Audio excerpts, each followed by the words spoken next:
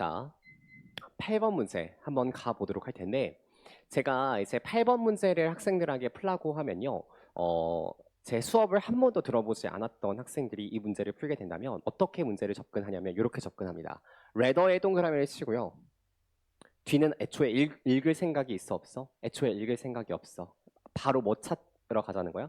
부정문 찾으러 가자를 원정을 떠나게 돼요. 그래서 1번 앞문장에서 노예 동그라미.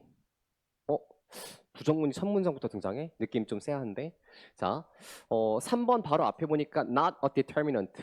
부정문이 뭐 또 나오지? 이상하네. 4번 앞에 nothing. 동그라미.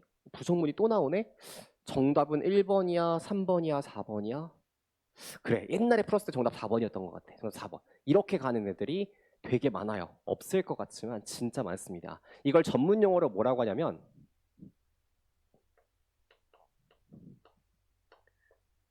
찍기라고 해요. 문제를 푸는 거야, 찍는 거야? 문제를 찍는 겁니다. 특히 3등급 이하 학생들은 이런 걸 가르쳐주면 되게 좋아해. 뭔가 현혹스럽잖아. 그치? 스킬스럽잖아요. 근데 이 문제를 만든 의도는 절대 이렇게 문제를 풀도록 만들지 않았어요. 미리 얘기부터 하고 가면 첫 문장부터 마지막 문장까지 이 문제는 단절성이 있어 없어? 없어요. 그래서 주어진 문장과 같은 내용끼리 붙이는 게 이 문제의 원래 출제 의도입니다. 그래서 정석대로 문제를 좀 풀어가도록 할게. 일단 첫 번째 레더부터 시작해 보도록 하겠습니다. 오히려 it 동그라미 이것은 자연스럽게 진화합니다. 특정한 도구들이 in practice 실제로 발견됨에 따라서요. 뭐 한 것으로 작동 가능하고 유용한 것으로 발견됨에 따라서 이것은 자연스럽게 진화합니다. 이게 첫 문장. 자, 무언가가 진화한다는 얘기가 등장하나 보네. 이 정도만 판단하고 1번 앞문장 한번 가볼게. 영화에는 문법이 없대요. 오케이. 그러나 however 그러나 영화에는요. 몇 가지 애매하게 규정된 사용 규칙들이 존재한다라고 하는 겁니다. 여기 밑줄 some vaguely defined rules of usage. 영화의 언어에는 아주 애매하게 규정된 사용 규칙이 존재한대. 역접 가능하니 얘들아? 문법이 없어요. 그러나 규칙이 존재합니다. 가능하죠. 그리고 이러한 영화의 구문론, 이것에 체계적인 배열과 배치라고 하는 것, 괄호 쳐볼까? 영화를 뭐 한다는 것? 체계적으로 배열하고 배치하는 걸 영화의 구문론이라고 한대. 주인공을 두고 악당을 두고 조력자를 두고 그것을 헤쳐나가는 이야기 설정을 배치하는 것, 이런 것들이 영화의 구문론이겠죠. 그것은 order, 지시하는 겁니다. 이러한 영화의 규칙들을 지시하고 이러한 규칙들 사이의 관계를 나타낸다라고 하는 거지. 자, 쓰여지고 발화된 언어들과 같이요. 쓰여지고 글, 말하는 언어와 같이요. It is important to remember that. 문장 끊으세요. 이 표현 되게 기시감 들지 않니?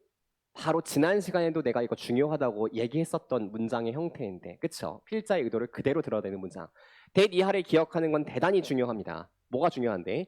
영화의 구문론이라고 하는 건 매출 책의 result of its usage. 사용을 한 결과물로서 영화가 만들어지는 거라고. 뭐가 아니라 그것을 결정하는 요소가 아니라. 즉 사람들이 이렇게 영화를 만들다 보니까 대충 영화라는 건 이런 구조를 가지고 만들어지는구나 라고 하는 거지, 이런 구조에 따라서 무조건 영화를 만들어야 돼 라고 바뀌어서는 안 된다고. 이해되죠? There's nothing preordained about film syntax. 영화의 구문론에는 미리 결정된 것이 없어요. 쓰여지고 발화된 언어와 같이요. 영화의 구문론이라고 하는 건 organic development, 밑줄 유기적인 발전입니다. 그래서 필자가 이런 표현을 쓰고 있어. 요 기출의 개념을 잘 봐봐 얘들아. 색깔 주황색으로 좀 바꿔볼게요. descriptive라는 표현을 쓰고 있어. rather than 뭐라기보다 prescriptive라기보다는 descriptive라는 개념을 쓰고 있다고. 이게 문제를 풀 때는 크게 중요하진 않으나 기출의 역사 속에서는 중요하게 다뤄지는 개념이기 때문에 정리하고 가도록 하겠습니다. 자, 이 맥락 속에서 prescriptive는 뭐랑 같은 개념이야? 유기적으로 발전하고 변화한다는 개념과 같은 개념이죠. 그러면 이 prescriptive는 descriptive와 다르게 유기적으로 변화하고 발전하는 것이 아니라 고정되고 머물러 있는 뜻을 갖게 되겠네. 자, 지금부터 한번 볼게 얘들아. descriptive는 describe라는 단어부터 출발하는 거죠. describe. 뜻은 뭐야? 묘사하다라는 뜻이 있어. 묘사하다. 이걸 한국어로 형용사로 표현하면 이런 뜻입니다. 기술하는 뜻이에요. 기술하는. 무언가를 서술하는 애 뜻이야. 그럼 서술할 때에는 무언가 고정된 걸 그냥 때려 박아서 쓰는 게 아니라 천천히 변화하는 현상들을 시간에 따라서 뭐 해보는 거야? 하나씩 하나씩 나열해서 써보는 걸 뜻하게 돼요. 그래서 얘는 변화를 인정해 주는 것과 관련된 개념으로 이 지문 속에서 이해를 하도록 합니다. 그렇죠? 그러면 prescriptive는 얘가 prescribe라는 단어부터 출발을 하죠. 얘는 규정하다라는 뜻이에요. 규정하다. 그래서 prescriptive라고 하면 규정하는 또는 규범적인 뜻입니다. 규범적인. 반드시 우리가 따라가야 된다는 거야. 남의 물건을 훔치면 안 돼. 다른 사람에게 욕을 하면 안 돼. 학생이라면 공부를 해야 돼. 다 뭐야? 무언가의 지시를 따라가야 되는 행동인 거죠. 얘는 변화를 인정하지 않아요. 되게 딱딱한 개념인 거야. 딱딱한 개념인 거야. 그래서 맥락이 이렇게 보는 겁니다. 유기적인 발전이라고 하는 건 기술적인 겁니다. 변화를 인정해 주는 거야. 그대로 흘러가는 대로 서술을 해주는 거야. 뭐가 아니라 정해진 그걸 따라가라고 요구하는 것이 아니라. 잠깐. 이거 앞에 나왔던 맥락과 똑같은 맥락 아니에요? Result of its usage. 사용상의 결과물을 그냥 써주는 거라고. 뭐가 아니라 그걸 그대로 따라서 하라고 결정 지어주는 것이 아니라. 같은 말이겠지. 이게 진짜 문장이 긴밀하게 연결되어 있다는 걸 보여줍니다. 다시.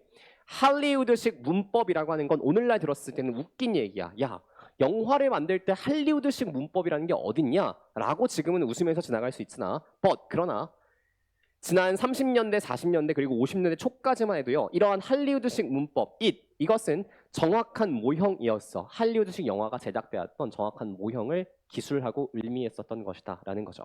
처음부터 끝까지 단절된 구간이 있다 없다? 없다. 자, 그러면 지금부터 주어진 문장과 같은 맥락으로 붙여보도록 하겠습니다. Rather, 오히려 이것은 자연스럽게 진화합니다. 자, 1번 앞문장 한번 가볼게. 영화라는 건 문법이 없어요. 오히려 이건 자연스럽게 진화합니다. 괜찮잖아.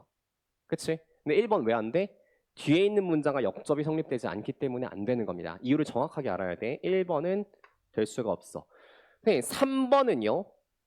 얘는 부정문이 아닙니다. not A but B 구문이지 부정문을 나타내는 구문이 아니야. 애초에. 그쵸? 자, 4번 한번 볼게. 여기. There's nothing preordained about film syntax. 영화의 구문론에는 미리 결정된 것이 없어요. 오히려 그것은 자연스럽게 진화합니다. 연결 쌉 가능이잖아. 그리고 뒷문장 유기적인 발전입니다. 같은 내용이네. 정답 몇 번? 4번. 이렇게 들어가는 게 실제 평가원의 출제 의도였었다고요. 그쵸? 자, 8번 문제 이렇게 정리할게. 몇 번끼리 연결한다?